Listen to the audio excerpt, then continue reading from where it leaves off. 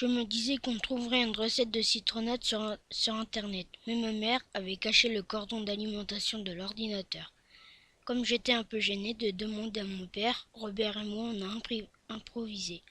Une chose était sûre, il nous fallait des citrons.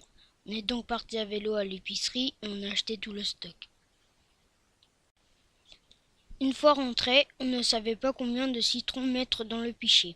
Dans le doute, on a opté pour la version lourde.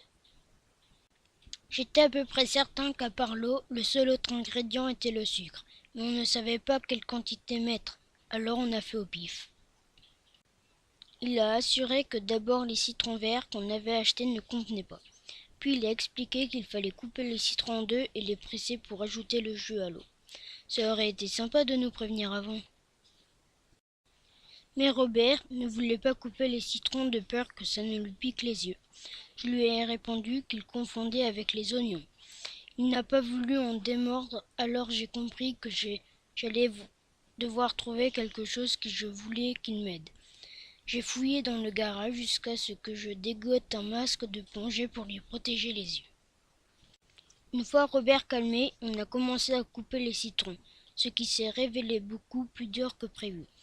J'avais à peine plongé la lame dans le premier citron que je me suis pris une giclée de jus dans l'œil. Dès que j'ai retrouvé la vue, on a pressé tous nos citrons, on a mis le jus dans l'eau et on a installé notre stand sur le trottoir. Quelques personnes se sont arrêtées, mais c'était pour critiquer ce qu'on faisait.